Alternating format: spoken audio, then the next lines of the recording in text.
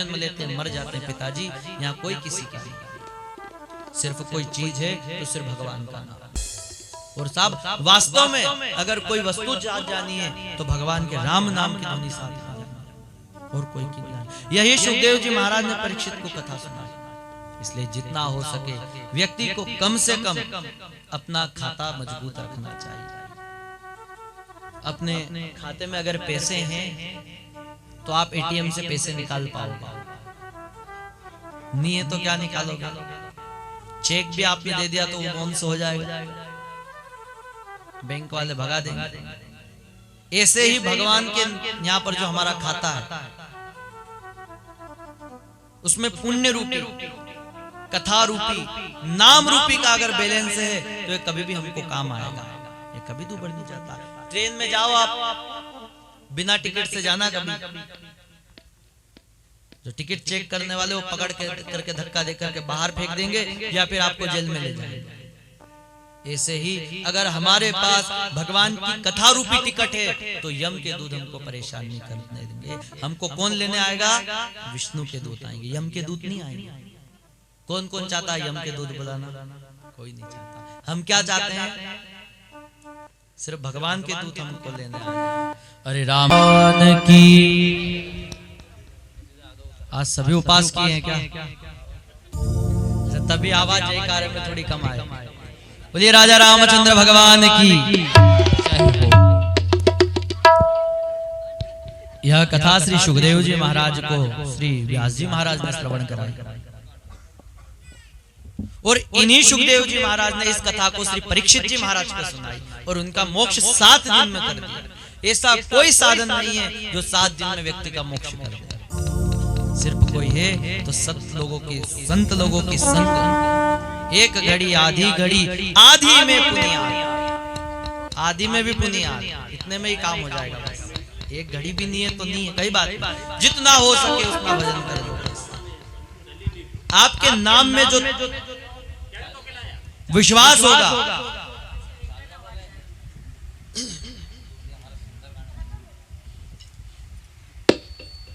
भक्ति का पौधा विश्वास से बड़ा होता है।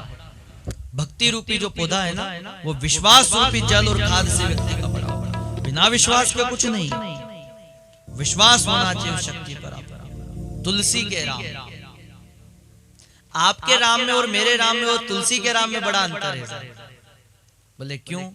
राम तो राम है, बिल्कुल है, कोई परेशानी, कोई इसमें दो राय की बात नहीं, राम राम ही। किंतु तुलसी के राम और हमारे राम में बड़ा अंतर है। कैसे? एक बालक था, रोज कथा सुनने के लिए श्री तुलसीदास जी महाराज चित्रकूट में कथा सुनाते थे। रोज कथा सुनने आता था, रोज कथा सुनता। एक दिन बाढ़ आई, जैसे तैसे बेचारा आया बालक कथा सुनने।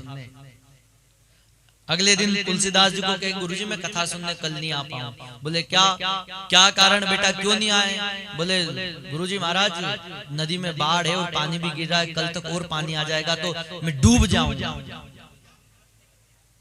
मैं डूब जाऊंगा, कैसे बाहर आऊंगा, कैसे?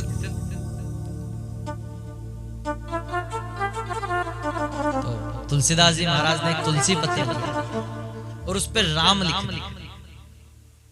क्या लिखा? राम। बोल लोगे तो कहीं ऐसा नहीं पाप लगेगा, बोल भी सकते हो। क्या लिखा? चलो एक अक्षर तो भगवान का हमारे नाम से निकला, खाते में आया भगवान का, राम लिखा। अब जैसे ही लिखा बस उस तुलसी पत्र को मोड़ करके दे दिया, बेटा कल आए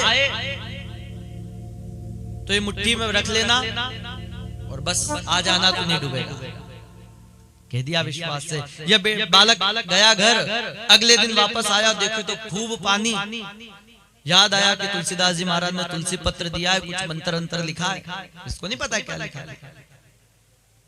ले लिया मुट्ठी में और बस तुलसीदास जी महाराज पे विश्वास किया, ने आगे बढ़ा तो साहब नदी पे वो पैदल चलता चलता नदी पार हो गया। उस राम में इतनी ताकत थी। कथा सुन ली, उसने मन में विचार किया कि तुलसीदास जी महाराज ने ऐसा कौन सा मंत्र मेरे को लिख के दिया है कि जिसके कारण मैं नहीं डूबा। बोले बेटा कोई परेशानी तो नहीं बीच में? बोले बिल्कुल परेशानी नहीं।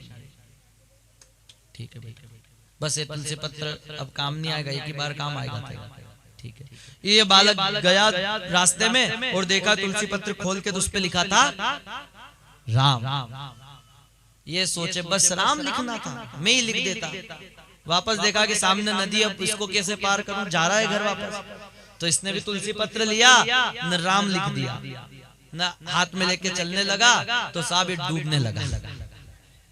जैसे तैसे हाथ पैर चलाए किनारे आया, तुलसीदास जी महाराज के पास गया कि गुरुजी ये क्या, आपने राम लिखा तो मैं नहीं डूबा, और वही राम मैंने लिखा तुलसी पत्र पर तो मैं डूब रहा था, ऐसा क्या कारण है? तो तुलसीदास जी महाराज कहते बेटा तेरे राम में और मेरे राम में यही तो अंतर है। तुलसीदास जी महाराज का राम पर पूरा विश्वास था, पूरा समर्पण था, वह समर्पण इस बालक का नहीं था। ऐसा ही समर्पण अगर हम रखेंगे तो वही राम का नाम हमारे काम आएगा। राम नाम की महाऔषधि है, पर कब? जब इस पर पूरा विश्वास हो तो यह महाऔषधि काम करेगी। बिना विश्वास के कुछ नहीं है। श्रद्धा विश्वास रूपिणो, विश्वास तो करना पड़ेगा, बिना विश्वास से कुछ नहीं होगा।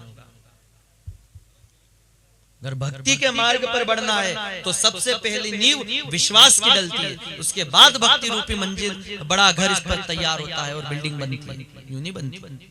विश्वास नहीं है तो कुछ नहीं है, बिना विश्वास के जीवन में कुछ नहीं है। विश्वास तो करना पड़ेगा। तो श्री सुखदेव जी महाराज ने कथा राजा परीक्षित को सुनाई, तो बोले परीक्षित जी महाराज कौन थे? परीक्षित जी महाराज कौन है? तो श्री सूत जी महाराज कहते हैं कि देखो कौरव और पांडवों में महाभारत का युद्ध हुआ। सुखदेव जी महाराज जिस परीक्षित को कथा सुनाएंगे, उन परीक्षित की कथा को आप सुनो कि उनका जन्म कैसे हुआ।